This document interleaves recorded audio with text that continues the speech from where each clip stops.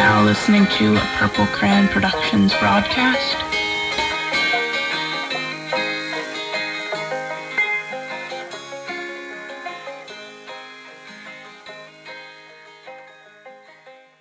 Content warning. Today's podcast will have discussion about sexual assault and suicide.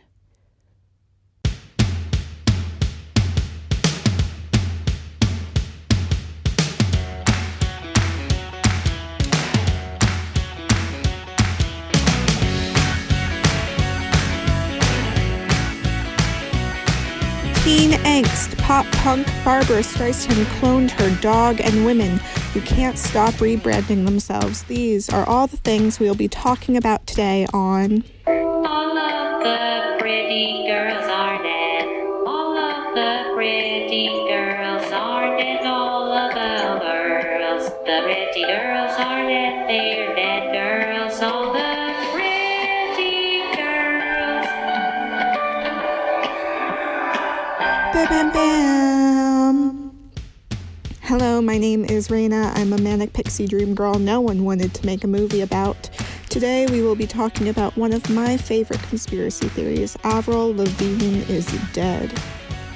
The story emerged from a blog site in Portugal in 2012. Essentially, it says that in 2003, Avril Lavigne died from a suicide attempt, but because she was making her record label good money at the time, they replaced her with a clone named Melissa as a stand-in so she could keep making music and making them money. Most of the proof is just in the fact that over the course of her career, her music evolved from this skater girl, punk gal to a kind of kawaii-inspired pop princess. She bleached her hair, she started wearing pink, she stopped wearing that oh-so-cool dark black eyeliner. Wow, completely different person. If you look at side-by-side photos of the old Avril and the new Avril, she has moles in different spots. A lot of it comes down to the moles, a lot of looking at dots on her face. Now we have the whole theory laid out, but I want to go back and look at Avril's whole career, what made her appealing to young tween listeners, and why she may have left the pop-punk scene. Avril was the poster girl for teen girl angst. Within the pop-punk music scene, there were nearly no female musicians. She perfectly captures the agony of being a teen girl who doesn't want to fit into any mold that society gives her. No, I want to skate. I want to be a cool badass who wears black eyeliner and checkered ties. Avril Lavigne shows you femininity without all of the stereotypes we're so familiar with. She takes up typically male-dominated spaces and doesn't give a single shit. In an early interview, Avril responds to a question about her critics with a resounding, "If you don't like me for who I am, then you don't like me for who I am, but all you're gonna get is who I am." What is really important about her is that she is a female singer who is invading pop-punk, which is essentially the underground sexist scene within the music industry. In order to understand what I mean by that, we need to examine the culture that makes up pop-punk. Pop-punk is a genre of music primarily made by men, but appealing to young teen girls. This is primarily relevant to the third-wave emo scene of the early 2000s and onwards. When we think about sexism within the music industry and within song lyrics, our minds typically go to rap music. It's worth noting the problematic pattern of calling out sexist lyrics within the rap scene, a genre largely made up by black musicians, but ignoring and even defending the sexist lyrics in genres like pop-punk and indie that are fronted by white musicians. Sexism within pop-punk lyrics is rampant and explores many veins of misogyny, many of which are hidden under the nice guy image. There's violence against women. We've got the band Guitarists singing the last song I will ever write about a girl. It contains the lines, "Love is wrong and girls are fucking evil. I guess I'll never figure out what womankind is all about." In a song called Little Girls by Say Anything, they just say, "I kill, kill, kill little girls."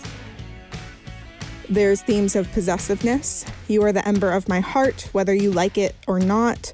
In Pothole by Modern Baseball. Let's not forget the hit Hey There Delilah is about a real woman who is not interested in dating Tom, who wrote the song in order to impress her, and she was actually really uncomfortable with the entire thing. There's the theme of women as lying bitches that'll do anything to hurt men. Even if her plane crashes tonight, she'll find some way to disappoint me by not burning in the wreckage or drowning at the bottom of the sea. That's in the song Jude Law and A Semester Abroad by Brand New. There's a fetishizing of women with mental illness. On AJJ's song Sense and Sensibility, they sing, "A pretty girl with broken wings is all I desire." There's a long list of themes like treating women like the cure to loneliness and depression, fighting with a girl's boyfriend like she's property, saying women are trash because their ex dumped them, and romanticizing the sad, sad girl. She's so beautifully sad. The list of problematic lyrics is huge, and I promise you it will include your favorite bands. And it sucks. Even Paramore has contributed to this list. And it sucks even more because chances are, like me, you didn't really think about it. There must be some correlation between all of this misogynistic art and the people who make it, and then the younger people who consume it. Dun dun dun. In 2003, Brand New released a song called Me versus Maradona versus Elvis. It goes, "I got desperate desires and unadmirable plans. My tongue will taste of gin and malicious intent. Bring you back to the bar, get you out of the cold. My sober, straight face gets you out of your clothes." And then, in late 2017, Jesse Lacey, who wrote the song, was accused of sexual misconduct by two women who alleged the events occurred 15 years prior when they were underage and Lacey was in his mid-20s. He is joining Mike Fuentes of Pierce the Veil, Jake McElfresh from Front Porch Step, and Glenn Harvey from Moose Blood, among others, all men within the pop-punk scene who have been accused of sexual harassment. If you spent years listening to music where you were treated as a nameless figure, a disposable tool, who was to simultaneously solve men's problems of loneliness and then fuck off because you're a whore, I don't think it's crazy you would internalize some of that misogyny. And now we know pop punk is a breeding ground for sexual assault to happen, for problematic lyrics to be mirroring real events. I think that was a trap that Avril fell into. For all of the amazingness that is having a female singer who defies femme stereotypes, Avril's music is still othering women. Like in Girlfriend, Avril is not like the other girls. She is not a pop princess. She is the cool skater chick, not the psycho babe. And so still, the teen girls consuming this music are nameless figures reduced to desirable aesthetics.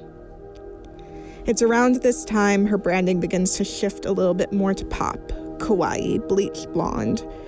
And then the conspiracy theory about her death comes up. And this conspiracy theory adds some renewed interest into her career, which isn't so surprising when the romance of a girl committing suicide is pretty prevalent in pop punk music.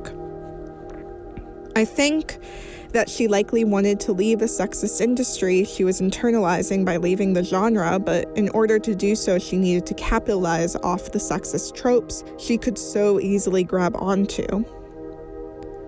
I'm sure Avril Lavigne is not dead. I'm sure she just started rebranding herself. I'm also sure that it probably sucks that her mental health turned into a viral joke and became a major distraction from the sexism she most likely faced while in the pop-punk world.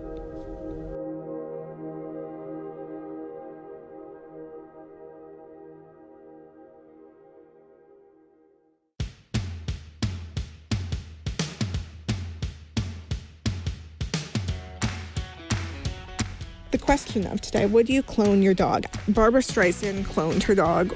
I was doing research, I found this article about her cloning her dog. I feel like that's extravagant, even for her. Maybe I can see Lady Gaga cloning her dog. Who do you think would clone their dog? I can't think of anyone that can call in. Let me know. Who would... Anyway. Today's poem is Melissa Tells Me About Growing Up. Because like Melissa the clone from Avril. Get it? Remember? She's the clone. I sit next to Melissa and she starts telling me about how she is feeling redundant. Like a potted plant. Or something you dissolve in a drink or an accidental ellipsis. I'm listening, but really I'm counting freckles and moles on her body, and I count 5 black spots instead of 13. But it doesn't matter. And I don't ask her about the others. I don't yell, "Is the real Paul McCartney okay?" Because we're swimming in a pool together, and what is girlhood if not being trapped in a pool eating chemtrails with the cook? I imagine what would happen if I asked Melissa why she's here. If I did, I think she would say all the other clones came by and I felt left out. It's always the girls with dead next to their name who are left out. And this is, of course, where I bring all my friends.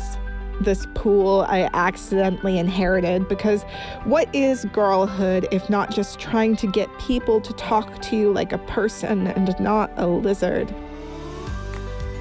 After day 7 of her visits, Melissa and I start holding each other like we're scared to forget what we feel like. And I wonder if clones are warm. Even better if women are warm, and Melissa tells me they start fires in the dirt of every graveyard. A woman's body is a self-sufficient crematorium. On day 12 of Melissa skinny dipping and telling me her favorite things, I accidentally call her Avril. And the water goes silent. I ask if they still love her after all of this. Is it best growing underground or under fresh water just surfacing? Melissa says nothing. And what is girlhood if not frozen, trying to say something original, just for once?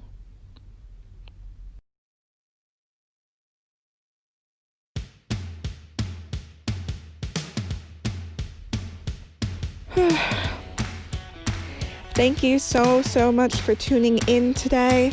Below you can find a list of different resources I used while researching all of this. Again, don't forget to check out the rest of Purple Crown Productions podcasts, videos, all the different content we are releasing. Check it out.